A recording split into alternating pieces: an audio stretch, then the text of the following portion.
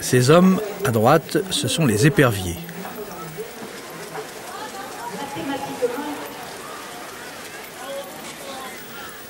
Ils sont 2 fois plus nombreux que les colombes. Et voici justement la colombe. La colombe qui va prendre des mains de l'Arlésienne de son cœur un bouquet. Et ce bouquet, il va falloir qu'il le défende face aux 2 éperviers. Et comme tout à l'heure, je vous l'ai dit, les jeux camarguais, les jeux de gardien, sont des jeux bon enfant. Et c'est un petit peu comme au cirque à propos des clowns. Ils sont tellement drôles qu'on oublie que ce sont aussi des virtuoses.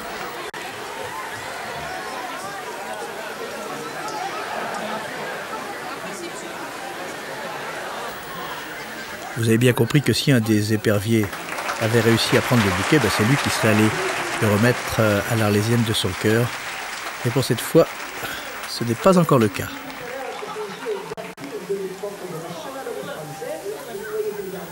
Un chapeau pour un peu plus de discrétion sur les effusions affectives du gardien et de sa belle.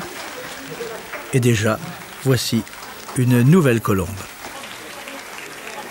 Un nouveau bouquet et 2 nouveaux éperviers.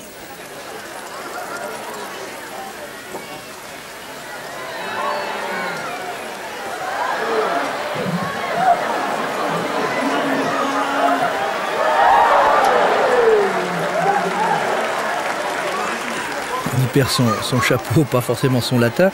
Vous remarquerez tout de même que le simple fait de porter le bouquet à droite pour le protéger, ça veut dire qu'on dirige son cheval avec une seule main, la main gauche.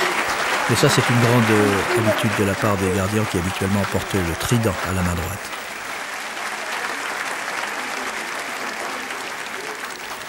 Allez, je vous offre encore une colombe.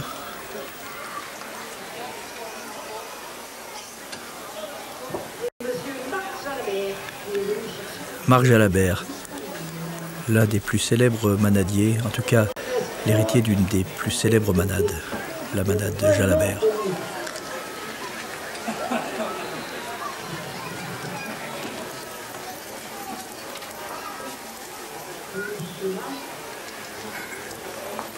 Vous voyez, c'est tout un art à la fois de provoquer les éperviers et de leur échapper, voilà.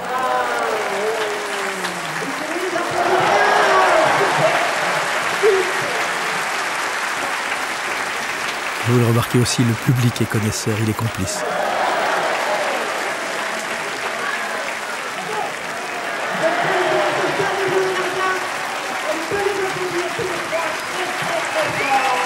Le jeu de l'épervier, une fois par an, début mai, dans les arènes d'Arles, pour la fête des gardiens.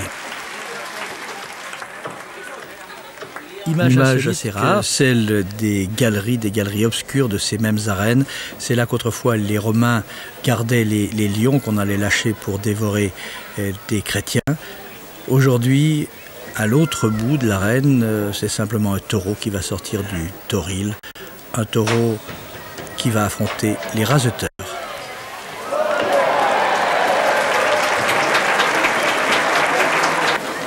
Alors je vous rappelle le principe, même si vous avez regardé l'émission la semaine dernière, le principe de la course camarguaise, rien à voir avec la corrida. Le taureau n'est ni mis à mort ni même blessé, simplement entre les cornes, il porte des ficelles qui ont été fixées le matin au mas par les gardiens, et les rasteurs, c'est-à-dire les hommes en blanc qui sont là, vont tenter d'arracher ces ficelles à l'aide d'une espèce de peigne qui se trouve à leur main droite. Le public, là aussi, est très connaisseur Mais habituellement, dans une course camarguaise, il y a 6 ou 7 taureaux, alors qu'aujourd'hui, il n'y en a qu'un. C'est seulement pour rappeler les bons principes et pour rappeler aussi que ce qui sous-tend cette activité des gardiens, c'est tout de même l'élevage des taureaux. Et cet élevage, ça n'est pas pour faire boucherie, c'est vraiment pour permettre d'animer les fêtes, les courses camarguaises. Il y en a tout l'été, jusque dans les plus petits villages, dans toute la Camargue bien sûr, mais aussi dans quelques villages autour de la Camargue. N'hésitez pas, ne dites pas que vous ne supportez pas la corrida. Ici, on ne fait pas mal aux taureaux. Allez observer et vous verrez qu'il s'agit d'un jeu dangereux, périlleux pour l'homme, mais finalement très bon enfant pour le taureau qui s'amuse, comme nous le disait d'ailleurs la semaine dernière Patrick Laurent.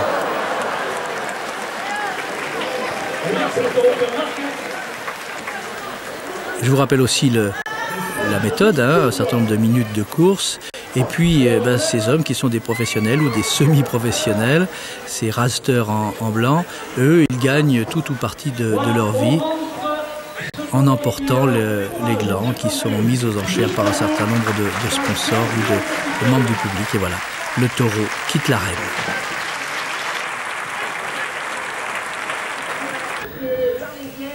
Et revoici pour un dernier tour de piste les Arlésiennes.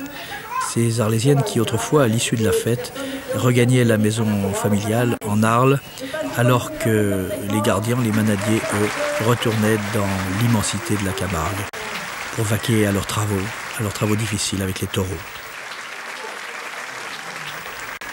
Aujourd'hui, c'est le président de cette association des gardiens, vieille de près de 500 ans, qui vient rendre les honneurs à la foule.